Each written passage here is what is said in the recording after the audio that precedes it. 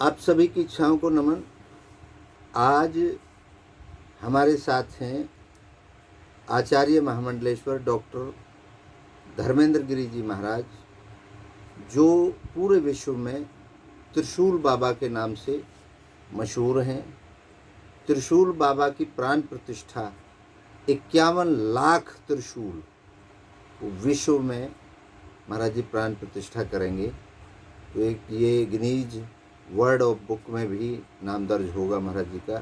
त्रिशूल बहुत जल्द तैयार होके आ रहे हैं और महाराज जी उनकी स्थापना पूरे विश्व में जितने भी सनातनी हैं उनके लिए करेंगे। बाकी हम महाराज जी से जानेंगे। महाराज जी ओम नमो नारायण। ओम नमो। महाराज जी, जब से आपको होश हुआ है और अभी हम यहाँ बैठे हैं, इस पूरी जिंदगी को आप हमारे दर्शकों को कितने इसमें संघर्ष हुए और क्या कोई ऐसा चमत्कार हुआ जिसने बिल्कुल ज़िंदगी बदल दी, या कोई ऐसा संघर्ष हुआ जो आपको ऐसा लगता हो कि अब तो सब कुछ ख़त्म है, डामाडोल है? तो ऐसा भी कोई वाक़या हुआ हो वो भी हमारे दर्शकों को बताएं। और अगर कोई ऐसा चमत्कार हुआ है, ताकि सनातन धर्म की जो एक हमारी परंपरा रही है उसमें बहुत चीज़ें ऐसी हमने परमात्मा की होती हुई देखी हैं, हमारे शास्त्रों में वो प्रमाण हैं, और हमारे जीवन में भी आप जैसे तपस्वी जो साधु संत हैं उनको ऐसा आभास होता है पहले ही, जैसे आप बता देते हो पहले ही। कई मैंने महाराज जी आपके वो देखे हैं कि आप पहले ही उस चीज़ को बता देते हो लोगों को कि आपके साथ ऐसा होने वाला है। और मुझे भी बताएं कि एक महाराज जी आपके साथ ऐसा होने वाला है या आप ऐसा करने वाले हो। तो वो जो शक्ति है आपकी, वो भी हमारे दर्शकों को बताएं और उससे, ताकि हमारे जितने भी दर्शक हैं और दुनिया के लोग हैं वो लाभ ले सकें। महाराज जी बहुत बहुत धन्यवाद आपका कि आपने आज इस प्रकार का जो प्रश्न मुझसे किया है और अपने दर्शकों को, जो सनातन धर्मी हैं, जो सनातन धर्म को मानने वाले हैं, उनके लिए इस प्रकार जो आज ज्ञान है, ज्ञान का एक प्रकाश होता है और प्रकाश जब फैलता है जब ज्ञान का दीप प्रज्वलित हो। तो जिस प्रकार आपने मेरे भविष्य को या मेरे भूतकाल को या मेरे जो आगामी जीवन है उसको लेकर जो प्रश्न किया है, उसमें सबसे महत्वपूर्ण बात तो यही है कि सत्य के मार्ग पर जो चलता है उसके लिए संघर्ष सिर्फ एक भोजन के समान है। हम संघर्ष से डरेंगे, बचेंगे, तो हम कभी भी किसी भी प्रकार की कामयाबी की ओर अग्रसर नहीं हो सकते। हमारे लिए चुनौतियां, संघर्ष या अन्य प्रकार की कोई भी परेशानी मात्र भोजन की तरह है। जैसे हम भोजन ग्रहण करते हैं और आनंदित होते हैं, वैसी ऐसी चुनौतियों को हम स्वीकार करते हैं और ज़्यादा आनंदित होते हैं। बात जहाँ तक यहाँ तक पहुँचने की है, एक आम जीवन प्रारंभ करने के साथ साथ जैसे ही आत्मज्ञान की प्राप्ति जब होने लगती है, पुस्तकें पढ़कर, अध्ययन करके, जो वर्तमान में शिक्षा की जो नीति है उसको उसका अनुसरण करते हुए, उसका पालन करते हुए जब आत्मज्ञान की प्राप्ति हुई तो ईश्वर ऐसा मार्ग अवश्य बना देते हैं जो हमको और हमारे लिए सर्वश्रेष्ठ होता है। यह या फिर इस प्रकार का मार्ग हर किसी व्यक्ति के जीवन में आना संभव नहीं है। ये कहीं ना कहीं जो हमारे जो पूर्व जन्म का कुछ संयोग है तो ही इस प्रकार का मार्ग संभव हो सकता है। हमसे सैकड़ों हजारों कहते हैं कि महाराज जी हमको भी इस मार्ग पे आना है, हमको भी भगवा धारण करना है। देखिए, भगवा धारण करके तो कोई भी संत तो नहीं हो सकता। आज मंदिर के बाहर बैठे हुए भिक्षक भी भगवा धारण करके बैठे हुए हैं। बहुत बढ़िया। क्या भगवा इतना सरल है? नहीं, इसकी एक गरिमा है, और वो गरिमा जिस प्रकार से फर्नेस जो भट्टी होती है, जो लोहे को पिघला सकती है, पानी बना सकती है, इसी प्रकार अगर किसी व्यक्ति के जीवन में ज्ञान की भट्टी अगर प्रज्वलित हो जाए, वो भगवा धारण करता है, तो कहीं ना कहीं विश्व में एक कीर्तिमान स्थापित करने का एक कहते हैं कि बल रखता है, और वो एक ऐसा कीर्तिमान स्थापित करता है जो जनता के लिए, जन कल्याण के लिए सर्वश्रेष्ठ एक अनुसरण करने वाला ज्ञान है। जहाँ तक बीच बीच में ये रहा कि मैं यहाँ तक कैसे पहुँचा, तो संघर्ष है, भोजन की तरह हमने उसको स्वीकारा और यहाँ तक हम पहुँच गए। आज हमारे पास जो ज्ञान है, मेरा जो पूर्व का इतिहास है कि मेरी योग्यता और मेरा ज्ञान टेक्नोलॉजी को लेकर रहा है। टेक्नोलॉजी में आज वर्तमान स्थिति में अगर देखा जाए तो जो ज्ञानी जन हैं, अगर टेक्नोलॉजी से अनभिज्ञ हैं, तो किसी के लिए भी मोबाइल चलाना बहुत आसान नहीं होता है। मोबाइल में बहुत लोग ऐसे होते हैं जो सिर्फ फ़ोन सुनते हैं और कट करते हैं। वो व्हाट्सएप पर चले गए या फेसबुक पर चले गए या अन्य किसी सोशल मीडिया पर चले गए, बस सीख लिया तो उतना काम कर सकते हैं। लेकिन इसके पीछे का जो एक क्रम है, जो इसके पीछे का जो जाल है, हम तो उसको भी समझ कर बैठे हुए हैं। आज जो टेक्नोलॉजी है, जिस प्रकार आधुनिकीकरण दुनिया का युग प्रारंभ हो चुका है, यानी कि इसको कलयुग तो कहा ही जाएगा, लेकिन ये पूर्णतः टेक्नोलॉजी का भी युग बन चुका है। बहुत बढ़िया। आज इस प्रकार हम जैसे जैसे टेक्नोलॉजी के वशीभूत होते जा रहे हैं, तो आप समझ लीजिए कि ये मानव जीवन के लिए बहुत बड़ा घातक सिद्ध होगा। वो दिन दूर नहीं कि जब टेक्नोलॉजी के वशीभूत अधीन होकर एक प्राणी एक दिन अवश्य इसकी बलि चढ़ेगा और अपने प्राणों की एक तरह से बलिदान दे देगा, क्योंकि इस टेक्नोलॉजी से लड़ने की क्षमता का जो ज्ञान है, जो रास्ता है, वहाँ तो हम सोच ही नहीं पा रहे। मोबाइल हाथ में लिया, आजकल की माएँ बच्चों को मोबाइल हाथ में दे देती हैं, बच्चा रोने लगा, पता नहीं कौन सा, क्योंकि ये टेक्नोलॉजी युग है, तो बच्चे को भी मोबाइल जो है वो खिलौना अच्छा लगने लगता है। 1 साल का बच्चा भी आज मोबाइल पर स्क्रॉलिंग करता है, उसको ये ज्ञान कहाँ से आया? ये क्योंकि टेक्नोलॉजी का युग है। बहुत सारे माता पिता ये कहते हुए थकते नहीं हैं कि नहीं ये बच्चा हमारा पता नहीं कहाँ से, ये कंप्यूटर माइंड है। तो ये उनका कहना बहुत अच्छी बात है, कंप्यूटर माइंड तो है, लेकिन क्या वो वहाँ तक पहुँच चुका है? क्या उस ज्ञान को लेने में वो समर्थ है? ऐसा ना हो कि ऐसी माएँ उस बच्चे के लिए उसका जो भविष्य है वो खतरे में डाल रही हो। क्योंकि जिस बच्चे को ज्ञान ही नहीं है, जिसको यही नहीं पता है कि इसके पीछे क्या है, इसको खिलौना समझकर या जो गेम है इसमें, या फिर जिस प्रकार के कार्टून और ये सब मनोरंजन के साधन हैं। ये जिंदगी का एक हिस्सा तो हो सकते हैं, लेकिन जिंदगी कभी नहीं दे सकते। कितने सैकड़ों हजारों लोग आत्महत्या कर चुके हैं और कर रहे हैं। ये हमें समझना होगा कि जो आज हम करने जा रहे हैं, क्या वास्तव में हम इसके योग्य हैं? क्या हमारे पास ये शिक्षा है? जब तक अगर आप शिक्षित नहीं हैं, तो आप एक सुखी जीवन की कल्पना नहीं कर सकते। तो शिक्षा सर्वप्रथम मनुष्य के वास्तविक जीवन का आधार है।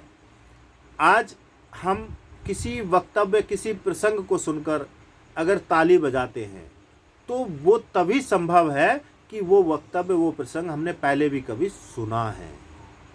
आज अगर हमको कुछ समझ आ रहा है, अगर डॉक्टर को समझ आ रहा है कि वो किसी का हार्ट का ऑपरेशन अगर कर सकता है तो उसने पहले उस पढ़ाई को पढ़ा, फिर उसने अपने जो सीनियर हैं उनके साथ असिस्टेंट बनकर कार्य किया, तब जाकर कोई डॉक्टर हार्ट को ऑपरेट करता है। ये नहीं है कि किताबें पढ़कर कोई हार्ट को ऑपरेट कर दे, ये कभी भी संभव नहीं हो सकता। प्रैक्टिकल जरूरी है। जब तक आप ज्ञान के साथ जो आपका प्रयोगात्मक जो आधार है उस शिक्षा को, प्रयोगात्मक शिक्षा को आप परिपूर्ण नहीं करेंगे, तब तक आप किसी कार्य के लिए कुशल कारीगर नहीं हो सकते।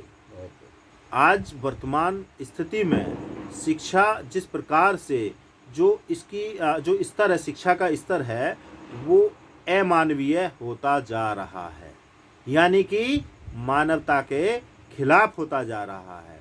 आज शिक्षा सोशल मीडिया से, क्योंकि सोशल मीडिया पे तो अब लगभग 75% ऐसी आबादी है जो एआई द्वारा जनरेटेड और वास्तविकता में जो एक्चुअल जो वीडियोज हैं उनमें अंतर ही नहीं समझ सकती है। तो एआई तो आज कुछ भी कर सकता है। कुछ भी कर सकता है। आज अगर कोई मेरा चेहरा एआई से बना दे या मेरी कोई वीडियो बना दे, हम तो ज्ञानी ही उसलिए पैदा हुए हैं, टेक्नोलॉजी को समझकर ही पैदा हुए हैं। ये किसी ऐसी पराकाष्ठा का प्रसंग नहीं है, ये ऐसे किसी वक्तव्य में कहीं नहीं लिखा हुआ है। ये आत्मज्ञान कभी भी किसी को प्राप्त हो सकता है, लेकिन आज हम टेक्नोलॉजी को अगर नहीं समझेंगे तो अपना जीवन में जो खुशहाली, जो संपन्नता, जो परिवार की जो कहते हैं एक शालीनता, सभ्यता, संस्कार अगर आपको पूर्णता स्थापित करने हैं तो आपको आज के ज्ञान जो टेक्नोलॉजी के साथ जुड़ा हुआ है उसको सभी को समझना होगा। अभी तक तो ये है कि गरीबी रेखा, देखिए आज जिस प्रकार टेक्नोलॉजी का युग है तो कोई गरीब नहीं है, सबके मोबाइल में अनलिमिटेड डेटा है। बहुत बढ़िया। आज आटा तो भले ही ना हो लेकिन डाटा जरूर मिलेगा। बहुत बढ़िया, बहुत बढ़िया। तो हमें समझना होगा कि डाटा बाद में लो, आटे की व्यवस्था पहले करो। घर में आटा होगा तो डाटा भी अच्छा लगेगा। लेकिन आज जिस प्रकार का युवा सोशल मीडिया के नशे में घिर चुका है, घंटे 2 घंटे 4 घंटे ऐसी उंगलियां चला रहे, देखते जा रहे हैं, भले ही एआई जनरेटेड वीडियो हो, फेक वीडियो हो, कुछ भी हो, टीआरपी भी मिल जा रही है, किसी को भी लेके बना दो। तो सोशल मीडिया के लिए सरकार को भी सजग होना पड़ेगा। सरकार एक महत्वपूर्ण, कहते हैं कि किसी भी राष्ट्र के निर्माण में सरकार की महत्वपूर्ण भूमिका होती है। तो आज वर्तमान में युवाओं के भविष्य के निर्माण में भी सरकार की महत्वपूर्ण योग्यता है। हमारे कहने से सोशल मीडिया की जो खामियां हैं उनको पूर्ण नहीं किया जा सकता, लेकिन सरकार चाहे तो कर सकती है।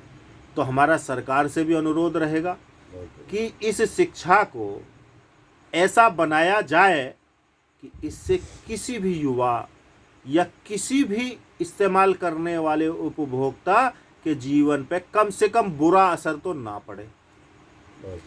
आज टेक्नोलॉजी उस स्तर तक पहुंच चुकी है कि अगर मोबाइल की किस्त जमा ना करो तो मोबाइल चलना बंद हो जाता है। तो जब हम इतना कुछ लेके बैठे हैं, तो जब इस प्रकार की गलत संदेश देने वाली वीडियो, गलत धारणा वाली वीडियो ये क्यों चल रही है, इनको क्यों चलाया जा रहा है? तो सरकार को भी सोशल मीडिया के ऊपर लगाम कसनी होगी। इस प्रकार के जो गलत संदेश देने वाले वीडियो हैं, गलत संदेश देने वाले जितने भी, भले ही मार्गदर्शन करने वाले हों, भले ही मनोरंजन के लिए हों, भले ही मोटिवेशनल हों, किसी भी प्रकार के हों, उनके लिए सत्यापन की व्यवस्था कर कर ही वो अपलोड होने चाहिए। उन ऐसे सॉफ्टवेयर भी हैं, एप्लीकेशंस हैं कि हम किसी भी गलत धारणा वाली वीडियो को सोशल मीडिया पर प्रसारित ना होने दें। और उसके ऊपर देखिए, अगर गलती तो इंसान से ही होती है और हर गलती की अगर सज़ा दी जाए तो मुझे नहीं लगता कि इस पृथ्वी पर एक भी मनुष्य मानवता के मार्ग पर चल पाएगा। बहुत बढ़िया। गलतियां सबसे होती हैं, गलतियों से ही तो इंसान सीखता है, गलतियां ही हमें सही मार्गदर्शन करती हैं। अगर किसी के जीवन में अगर सबसे बड़ा गुरु धर्म निभाने वाला कोई प्रसंग है तो मनुष्य के जीवन की गलती है। गलती से ही इंसान सीखता है। ठोकर खा के जब इंसान को अकल आती है ना, तब जाकर वो कहीं ना कहीं एक नया रूप अपनी जीवन में दे पाता है। तो मेरा आज का वक्तव्य यही है कि स्वामी जी के ने जो मेरे को सवाल किया, ये तो देखो जीवन उस ईश्वर की देन है जिसने इस सृष्टि को रचा है, जो आज हमें प्राणवायु दे रहा है, जो आज हमें अग्नि दे रहा है, जो आज हमें जल दे रहा है, जो हमें रहने के लिए पृथ्वी माँ जो सर्वजननी है, जिसके अंदर करोड़ों व्यवस्थाएं हैं। अगर हम देखें तो आज जो आधुनिकीकरण की दुनिया है उसको हमारी इस धरती माँ ने ही पूर्ण किया है। अगर अंदर से जितने हमारे खनिज पदार्थ हैं, जितनी हमारी धातु हैं, जितने भी जो हमारे हीरा जवाहरात या सोना है, ये सब इस माँ ने हमको दिया है। ये मनुष्य ने इसकी पहचान की और इसको रूप दिया और इसका नाम दिया। तो ऐसे ही सर्वजननी जो हमारी धरती माँ है, तो हमको जन्म देने वाली माँ को भी शिक्षित होना अति आवश्यक है। आज जिस प्रकार पाखंडवाद की पराकाष्ठा हमको दिखाई प्रतीत होती है, तो इस देश का या जन कल्याण का तो विनाश होगा, अवश्य होगा, जहां पाखंडवाद की पराकाष्ठा है। तो मनुष्य के जीवन में पाखंडवाद को समाप्त कर देना ही सत्य की परिभाषा है। सत्य सबसे बड़ा ईश्वर है, मानवता सबसे बड़ा धर्म है। धर्म में अगर कोई विघ्न डालता है, अगर विरोधाभास पैदा करता है, तो वो सिर्फ मूर्ख हो सकता है, वो राक्षसी प्रवृत्ति का हो सकता है, वो जन कल्याण के अहित में कार्य करने वाला हो सकता है। तो इसलिए हमको किसी पाखंडवाद से दूर रहना चाहिए, और पाखंडवाद का समर्थन करने वाला भी पापी हो सकता है, ये भी हमें विचार करना होगा। तो आज स्वामी जी के द्वारा जो प्रश्न किया गया, तो आज के सवाल में यही कहना चाहूँगा कि सत्य का मार्ग अपनाओ, कहीं कुछ नहीं, भागने की आवश्यकता नहीं है। जो है पहले अपने अंदर है उसे पहचानो। जितना ज्ञान हम अपना लेके बैठे हैं, हमसे ज़्यादा भी कोई जानता है। जिस परमपिता परमेश्वर ने हमको जन्म दिया है, इस सृष्टि को जन्म दिया है, इसका ज्ञान लेने के लिए पहले अपने आप को ऐसा बना लो जो हम समझ पाएं। संतों की भाषा को समझने के लिए भी अपने आप को ज्ञानी होना चाहिए। अज्ञानता में किसी संत की भाषा को नहीं समझा जा सकता है। संत स्वरूप हमेशा पूजनीय रहा है। जन कल्याण के लिए संत का जन्म होता है, और किसी भी प्रकार की समस्या के लिए सिर्फ समाधान अगर कहीं मिलेगा तो संतों के पास मिलेगा। बहुत बढ़िया। तो भ्रमित होने की आवश्यकता बिल्कुल नहीं है। सत्य का मार्ग अपनाएं, मानवता का धर्म अपनाएं, और अपने परिवार का, अपने चित्त परचित जितने भी हैं, उन सबको संरक्षण देने की कोशिश करें और उसको पूर्णता पालन कराएं कि घर में सुख और समृद्धि और जो कहते हैं उन्नति हमेशा बनी रहे। उसके लिए सत्य से बड़ा कोई ईश्वर नहीं, मानवता से बड़ा कोई धर्म नहीं, और इस सत्य को सिर्फ त्रिशूल ही पूर्ण कर सकता है, क्योंकि त्रिशूल के अंदर ही वो शक्ति है जो ब्रह्मांड के लिए एनर्जी का सबसे बड़ा सोर्स अगर कोई है तो वो सिर्फ ओम मात्र है। ओम की आकृति ही त्रिशूल के अंदर प्रतीत होती है, देखने मात्र से पता चलता है। तो उस त्रिकालदर्शी जो भूत, वर्तमान और भविष्य का ज्ञान मात्र त्रिशूल को स्थापित करने से हर घर मंगल करेगा, हर घर शिक्षित करेगा, हर घर को स्वस्थ करेगा, हर घर रोजगार मिलेगा, हर घर संस्कारवान होगा। तो त्रिशूल की स्थापना अगर होगी तो हमको घर में सुख, समृद्धि, प्रभाव, बल और कीर्ति स्थापित होगी, ऊर्जा मिलेगी। त्रिशूल हमारी सभी नकारात्मक ऊर्जाओं का नाश करता है, विनाश करता है और हमारे लिए सकारात्मक ऊर्जाओं का आदान प्रदान करता है। हमारे भविष्य निर्माण में त्रिशूल का बहुत बड़ा योगदान है, सिर्फ हमको समझना होगा। तो अगले अध्याय में हम त्रिशूल पर अवश्य चर्चा करेंगे। हर हर महादेव, जय माता की। धन्यवाद। महाराज जी, अब आपने जो जितनी भी बात करी, इसमें आपने दो चीज़ों का जिक्र किया, विज्ञान और भगवान। तो विज्ञान और भगवान का आपने दोनों का जवाब भी दे दिया। आपने बोला कि विज्ञान अगर चलेगी तो मतलब ये नाश कर देगी, ये आपने कहा। और भगवान तो हमें कर ही रहा है, जो कुछ सुविधाएं दे रहा है।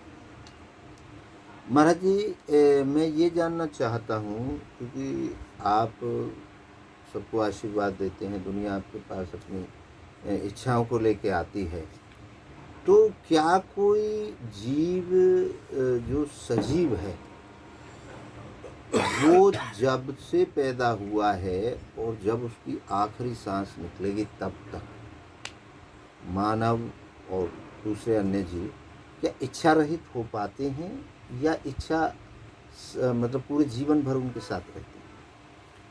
जी, बहुत अच्छा सवाल आपने किया स्वामी जी। मैं स्वागत करता हूं और इसका जवाब मेरे ज्ञान के आधार पर जरूर दिया जाएगा। जी। जो हमने सुना है 84 लाख योनि, जिसमें जीव जंतु, पेड़ पौधे, वनस्पति और मानव जीवन का समावेश है। मनुष्य जीवन की 4 लाख प्रकार की योनि हैं, यानी कि कहा जा सकता है कि मनुष्य 4 लाख प्रकार के होते हैं। तो मेरा मानना है कि जो मनुष्य रहा है आज, वो भविष्य में या भूत में कभी पेड़ भी रहा होगा, आम का भी पेड़ हो सकता है वो। जब 84 लाख योनियों को पार करना ही होता है, ये एक क्रम है सृष्टि का, इसको समझा भी जा सकता है और समझाया भी जा सकता है। तो इस क्रम में आज अगर मैंने किसी के साथ गलत किया है तो सिर्फ इसलिए किया है कि मैंने शायद पूर्व में उसने मेरे साथ गलत किया होगा पिछले जन्म में, या आज उसने मेरे साथ गलत कर दिया तो अगले जन्म में मैं उसके साथ गलत करूँगा। तो जो गलतियां करने की जो इच्छाएं हैं, अगर मनुष्य का ही नहीं 84 लाख योनियों का जीवन ही इच्छाओं पर निर्भर है। आज एक संत की क्या इच्छा हो सकती है? कहीं ना कहीं इच्छा मंत्र शक्ति को जागृत करने वाली एक कला है, जो मन की शक्ति से चलती है। अगर सनातन धर्म या धार्मिक जो हमारी कलाएं हैं, उनसे इच्छाओं को अगर जोड़ा जाए तो जिसके अंदर कोई इच्छा ही नहीं है तो निर्जीव है। अगर हमें भूख लगती है तो वो भी तो इच्छा जागृत हुई ना। अगर हमें प्यास लगती है तो वो भी इच्छा जागृत हुई। अगर हमें भजन करने की इच्छा हो रही है तो हम भजन कर पा रहे हैं। अगर हमें कुछ नया कीर्तिमान स्थापित करने की इच्छा हो रही है, आज 20-21 साल के बच्चे भी यूपीएससी क्लियर कर रहे हैं, तो उनकी भी तो इच्छा जागृत हुई होगी ना। तो इच्छा जागृत करना कोई गलत बात नहीं है। इच्छाओं के वशीभूत होकर हम इस राष्ट्र का निर्माण में योगदान दें, जन कल्याण में योगदान दें, और मनुष्य के जीवन में या अन्य किसी के जीवन में कल्याण का भाव अगर है तो वो इच्छा हर किसी के पास हो। अगर कोई इच्छा ऐसी है जो किसी के साथ गलत या इस प्रकार का कोई कार्य करती है जिससे कि किसी अन्य का जीवन नष्ट हो जाए, वो इच्छा ही नहीं, वो पाप है। देखिए, एक शब्द के कई मायने होते हैं, तो इच्छा जो शब्द है उसको समझना होगा। और बिना इच्छाओं के मनुष्य ही नहीं, हर कोई निर्जीव ही होगा। बिना इच्छाओं के जीवन चलना संभव नहीं है। आज मेरे अंदर कभी तो इच्छा रही होगी ना। मैं आप मानता हूँ मैंने इच्छाओं का त्याग कर दिया, तो फिर मैं क्या करूँगा? आज मेरे पास क्या काम है, मैं क्या करूँ? भोजन तो सुबह शाम करता ही हूँ ना, तो वो भी तो इच्छा हुई ना। इच्छाओं को कभी नहीं त्यागा जा सकता। और ये कहना तो बिल्कुल ही गलत होगा कि इच्छाओं का त्याग किया जा सकता है। लेकिन इच्छा कौन सी है, उनका बुरी इच्छाओं को त्याग कर दीजिए जो जन कल्याण के लिए है। एक संत के पास क्या है, वो जन कल्याण का भाव ही तो रखता है ना अपने जीवन में। आज किसी संत का ज्ञान वास्तव में अगर जन कल्याण कर रहा है तो मुझे लगता है कि ऐसी इच्छा सभी के अंदर जागृत होनी चाहिए। जहाँ शिक्षा है वहाँ इच्छा है, और जहाँ इच्छा है वही शिक्षा है, और शिक्षा से बड़ा कोई मार्ग नहीं है। बहुत बढ़िया महाराज जी, आपने ये बात कही कि 84 लाख योनियों में इच्छा विद्यमान रहती है, और जब इच्छा, मैं तो एक और शब्द भी जोड़ रहा हूँ महाराज जी, आपने बोला इच्छाओं का त्यागना भी इच्छा है।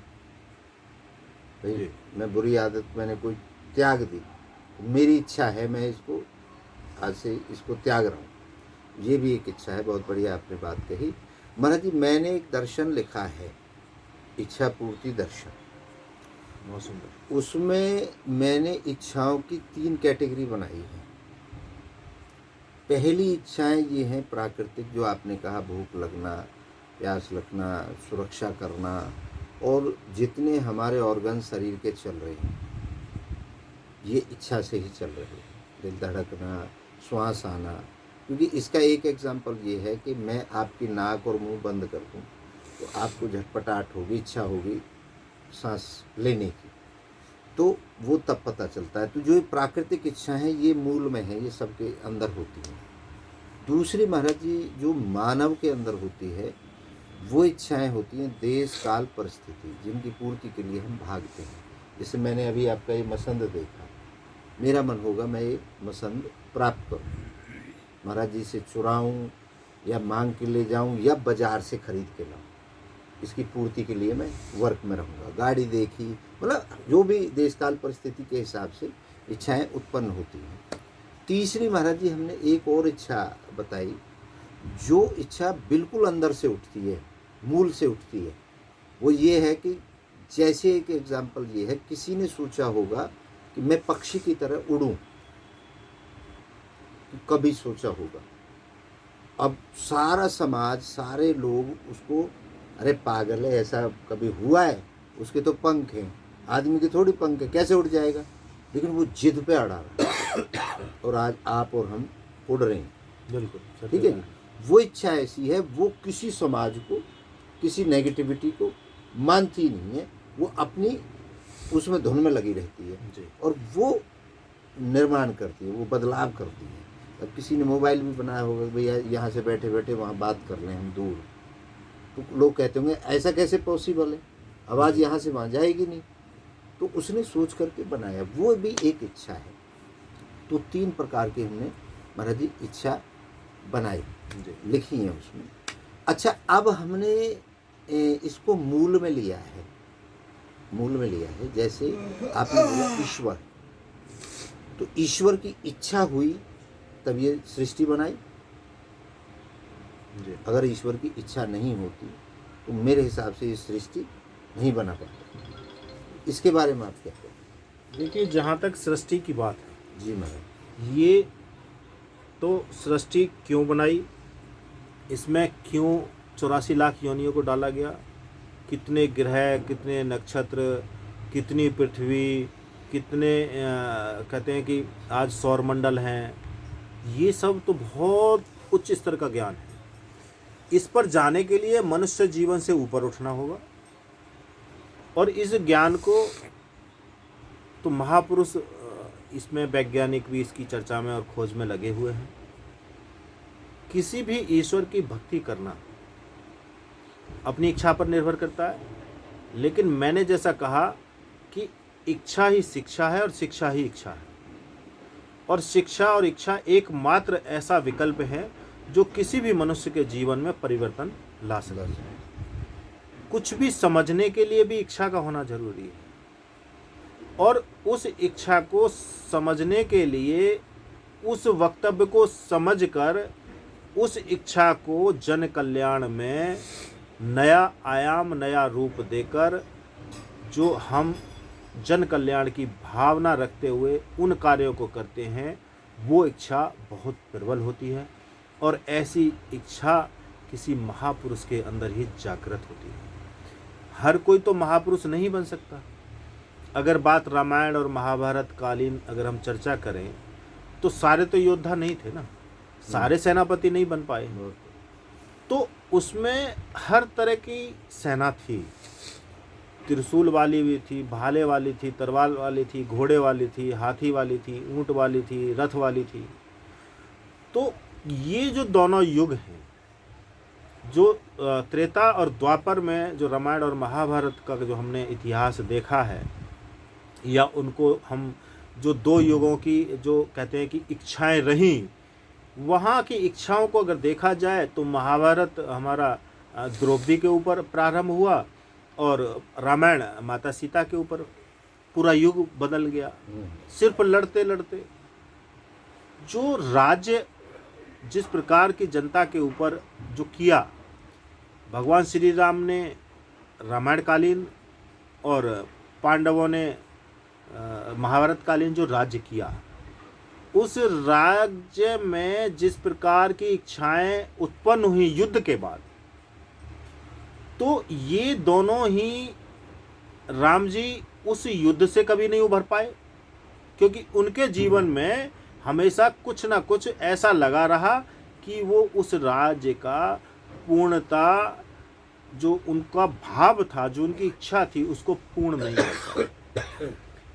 पांडवों का भी यही रहा कि क्योंकि उन्होंने अपनों के साथ ही जो जिस प्रकार युद्ध लड़ा, उस युद्ध के बाद जो उनकी इच्छाएं थीं, उनका त्याग उनसे नहीं हो पाया, तभी तो सब कुछ बिखरता चला गया।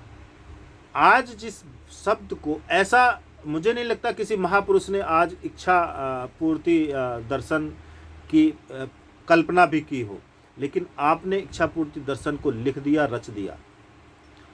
तो इच्छा मनुष्य के जीवन में मैं तो कहूँगा कि सबसे महत्वपूर्ण विषय है।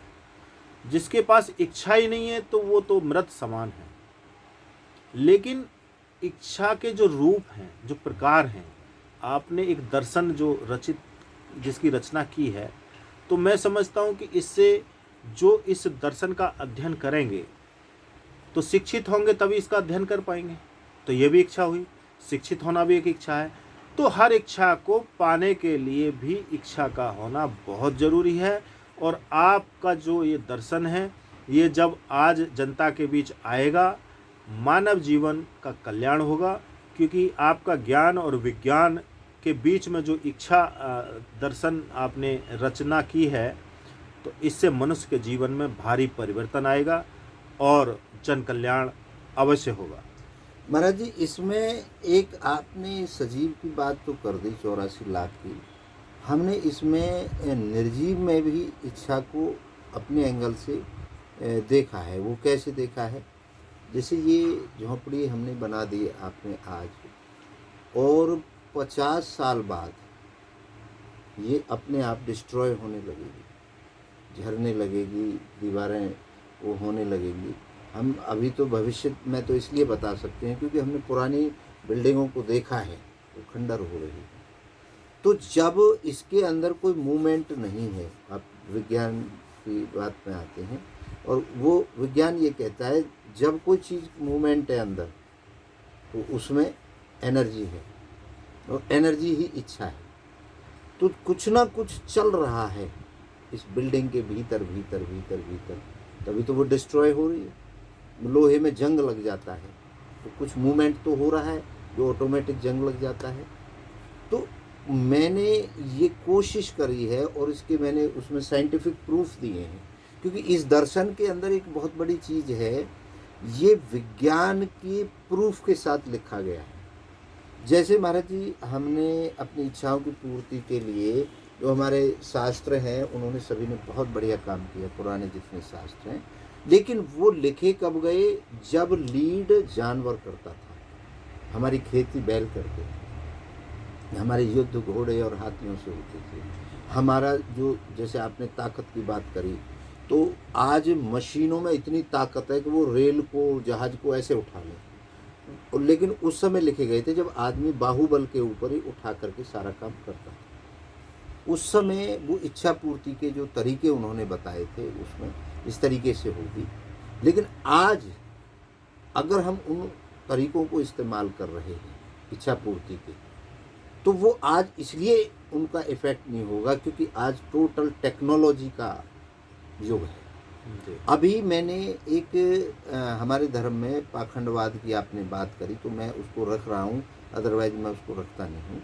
अभी किसी व्यक्ति ने जो बहुत अच्छा कथावाचक है, उसने एक वक्तव्य दिया, वो मैंने वीडियो के माध्यम से देखा। उसने कहा चाहे पढ़ो एक दिन भी नहीं, शिव जी पे बेलपत्र चढ़ाओ, आप पास हो जाओगे। तो ये इस तरीके से अगर इच्छा पूर्ति होती, उस समय हो जाती होगी, क्योंकि उस समय ये टेक्नोलॉजी नहीं थी। लेकिन आज की अगर कोई इच्छा पूर्ति होती है तो उसके लिए वैज्ञानिक प्रमाण जरूरी है। और आज का युवा उन चीज़ों पर भरोसा नहीं कर रहा है, हाँ हो जाएगी, प्रभु कर देंगे वगैरह वगैरह। वो साइंस में जी रहा है, साइंस युग में चल रहा है। वो ये कहता है कि प्रूफ दो। तो ये प्रूफ के साथ जो हमने अपनी एक टेक्नोलॉजी डेवलप की है, उसमें महाराज जी पूर्ति के लिए श्योरिटी उसमें रहेगी और वो टोटल वैज्ञानिकता पे आधारित है। तो इससे आप कितना सहमत हैं कि सजीव में भी कुछ ना कुछ मूवमेंट होती है? देखिए, जैसे अभी आपने किसी कथावाचक का प्रसंग रखा कि एक दिन बिना पढ़े भी पास हो सकते हैं बेलपत्र चढ़ाने से या जल चढ़ाने से। जी तो मैं बताना चाहूँगा कि मनुष्य के जीवन में जी मैम, कभी कोई चमत्कार ना आज तक हुआ, ना कभी होगा। अगर चमत्कार होता तो हनुमान जी अष्ट सिद्धि नवनिधि के दाता का वरदान उनको मिला। माता सीता ने हनुमान जी को अष्ट सिद्धि और नवनिधि के दाता बनने का सौभाग्य और वरदान दिया। जिस प्रकार हनुमान जी जब लक्ष्मण जी मूर्छित हो गए और उनको बताया गया कि इसका इलाज सुसैन वैद्य ही कर सकते हैं, तो अगर अष्ट सिद्धि नवनिधि के दाता को चमत्कार करना होता तो वहीं बैठे बैठे वो सुसैन वैद्य को बुला देते और वहीं बैठे बैठे वो वहाँ से हिमालय से संजीवनी बूटी को ले आते और ठीक कर देते। लेकिन अष्ट सिद्धि नवनिधि के दाता ने कभी चमत्कार नहीं दिया, उन्होंने भी हर कार्य को कर्म करके पूर्ण किया। वो गए सुसैन वैद्य के पास कि चलो भैया ये इस समस्या का समाधान कर दो। सुसैन वैद्य ने कहा कि मैं नहीं कर सकता, मैं क्योंकि अपने राजा के अधीन हूँ। तो हनुमान जी ज़बरदस्ती उस घर को, इस कमरे को उठा लाए, ला के रख दिया। सुसैन वैद्य ने कहा कि इसके लिए तो संजीवनी बूटी चाहिए जो हिमालय में मिलेगी। हनुमान जी वहाँ चल के गए, उड़ के गए, वो उनकी सिद्धि थी। लेकिन हर कार्य उन्होंने कर्म करके पूर्ण किया। जब इस सृष्टि में हनुमान जी से बड़ा सिद्धि और बल में आज तक कोई पैदा नहीं हुआ। तो जिस प्रकार से हनुमान जी ने भी कोई चमत्कार की कभी बात नहीं कही, किसी भी कार्य को किसी चमत्कार से पूर्ण नहीं किया गया, तो अन्य किसी का तो कल्पना भी नहीं की जा सकती। तो आज हमें किसी ऐसे वक्तव्य या प्रसंग पर विश्वास नहीं करना चाहिए कि जिसमें कर्म शामिल ना हो। इच्छा भी एक कर्म का ही प्रमाण है। हमने कहा जहाँ ज्ञान है वहीं विज्ञान है और जहाँ विज्ञान है वहीं ज्ञान है। क्या बात, एक दूसरे के पूरक हैं। अब किसी के पास ज्ञान है तो विज्ञान कहाँ से लाए, और किसी के पास विज्ञान है तो ज्ञान कहाँ से लाए। ये सब बातें, ये जो महापुरुष आपने जैसे इच्छा पूर्ति दर्शन लिखा है, ये जब जनता के बीच पहुँचेगा तो मुझे लगता है कि ज्ञान की प्राप्ति अवश्य होगी। इच्छाओं पर ज्ञान देना ये किसी महापुरुष की ही कल्पना हो सकती है। और आज वर्तमान में ज्ञान और विज्ञान को समझाने वाला, ज्ञान और विज्ञान पर ज्ञान देने वाला लाखों करोड़ों में एक ही होता है। तो इसलिए मैं आपकी पूर्णतः इस बात से समर्थित हूँ कि आपने जो कार्य किया है ये आज की पीढ़ी में एक नई ज्योति प्रदान करेगा, उसको प्रज्वलित करेगा और आपका ज्ञान इच्छा पूर्ति दर्शन के माध्यम से जन कल्याण अवश्य करेगा। मैं ऐसी आशा करता हूँ। महाराज जी, इसमें एक हमारे सनातन धर्म में 4 पीठ हैं और 4 शंकराचार्य हैं जी, जो हमें विरासत में मिले हैं। तो मैंने ये सोचा है कि सबसे पहले मैं एक प्रति उस दर्शन की, क्योंकि मैंने 10,000 पन्ने अपने पेन से लिखे हैं उसमें, और अभी उनका टाइप करा के और उनका जो प्रारूप मैंने तैयार किया है वो आई थिंक 800 के लगभग पन्ने तैयार हो गए हैं उस ग्रंथ के।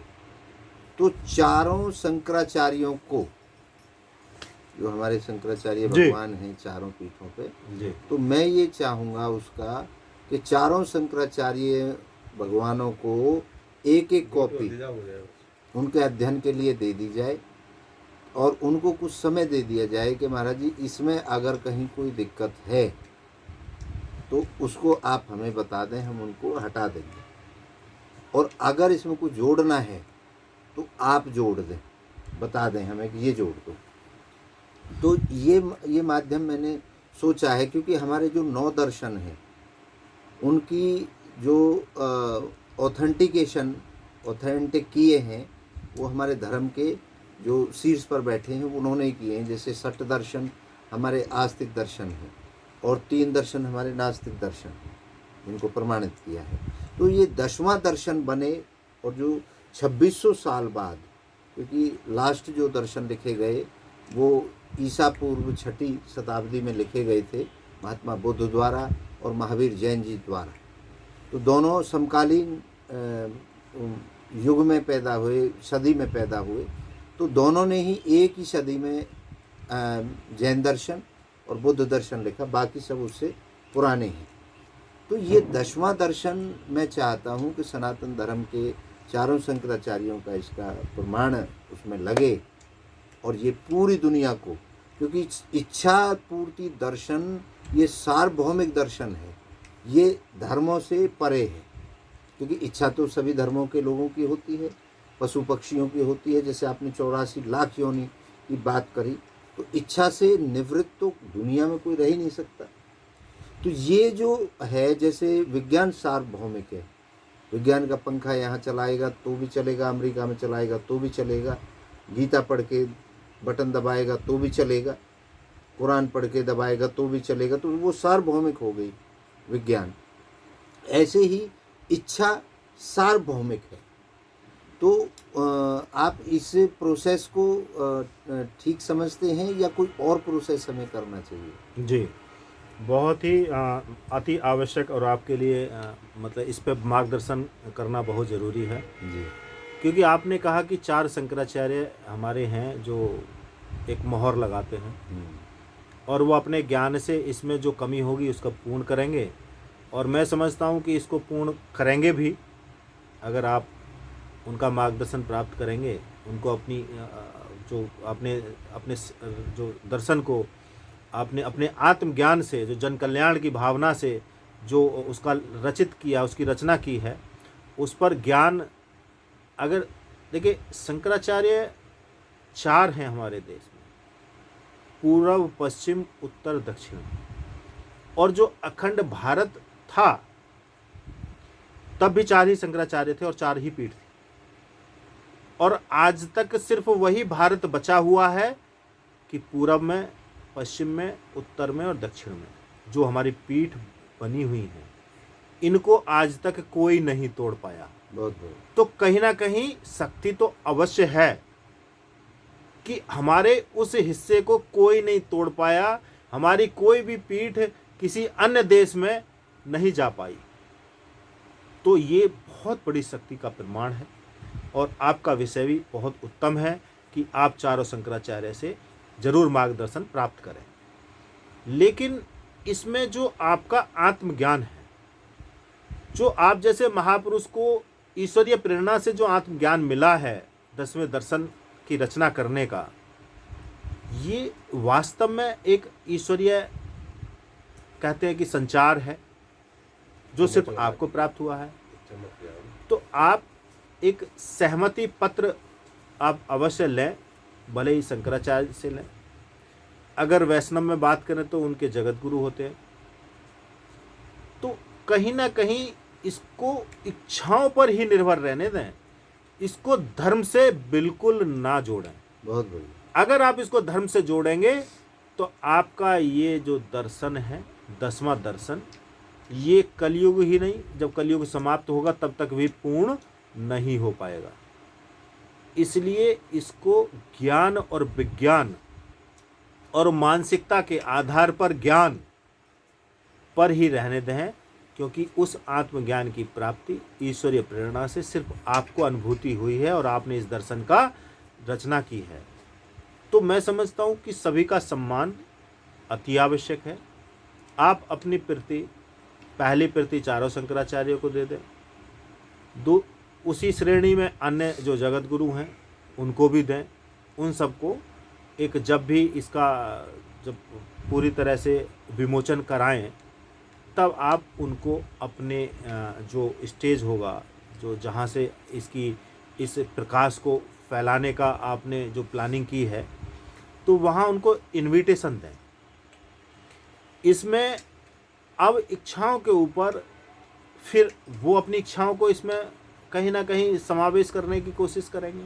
बहुत बढ़िया। फिर ये जो आपका दर्शन है, ये जो जन कल्याण का भाव रखता है, ये कहीं ना कहीं अपना रास्ता भटक जाएगा। अच्छा। और इसमें किसी प्रकार की कोई कहते हैं ना, सम्मान में आपने कसर नहीं छोड़ी होगी। भले ही हमारे शंकराचार्य हों या जगत गुरु हों, सभी का सम्मान आपने जरूर, मतलब ऐसा जो विचार आपके मन में आया है, तो मैं सभी से आपके माध्यम से और आपके भाव को सभी शंकराचार्य और जगत गुरु जितने भी हैं जो हमारे शीर्ष नेतृत्व की क्षमता रखते हैं, मैं उन सभी को अपनी वाणी से अनुरोध करना चाहता हूँ कि ये जो इच्छा पूर्ति जो दर्शन है, इसको इच्छाओं पर रहने दें और इसको जन कल्याण से आगे बढ़ाएं, क्योंकि ये जन कल्याण की भावना के लिए हुआ है। और जहाँ तक स्वामी जी ने बताया कि इसका धर्म से दूर दूर तक कोई संबंध नहीं है, ये सिर्फ हर किसी की इच्छाओं पर ही निर्भर है और उसी ज्ञान विज्ञान के आधार पर इसमें जो दृष्टिकोण है, उसी दृष्टि के आधार पर इसको जन कल्याण के लिए आपने प्रकाशित आप कराने चाह रहे हैं। तो जो आशीर्वाद है, जो संतों का आशीर्वाद है, उसमें हमारे शंकराचार्य रहें, हमारे जगत गुरु रहें, अन्य हमारे धर्माचार्य रहें, उन सभी का आशीर्वाद आपको मिला है, तभी आप इस कार्य को पूर्ण कर पाए हैं। बहुत धन्यवाद। तो मैं समझता हूँ कि जब भी आप इसका विमोचन करें तो सबको आप इनवाइट करें और सभी का जो प्यार और स्नेह और आशीर्वाद है उसको अवश्य प्राप्त करें, तब कहीं आप इसको जन कल्याण के लिए आगे प्रकाशित कराएं। आचार्य महामंडलेश्वर डॉक्टर धर्मेंद्र गिरी जी महाराज को आपने सुना, उनके विचार सुने इच्छा के ऊपर। महाराज जी ने स्पष्ट किया है कि इच्छा मूल में है और सभी में है। महाराज जी का बहुत बहुत धन्यवाद। और महाराज जी, इसमें दर्शन में ये आपको भी प्राप्त होगा और आप भी कोई ऐसा शब्द इसमें अगर ऐसा आता है तो उसको हमें मार्गदर्शन करेंगे, ऐसे मैं आपसे प्रार्थना करता हूँ। आप सभी की इच्छाओं को नमन करता हूँ। हम एक और हस्ती जो ज्ञानी पुरुष, जैसे योग पुरुष हम इनको कहेंगे, ऐसे विद्वानों को, तो एक और योग पुरुष के साथ आपको जोड़ेंगे बहुत जल्द। आप सभी को इच्छाओं को पुनः नमन करता हूँ। आप सबकी जय हो।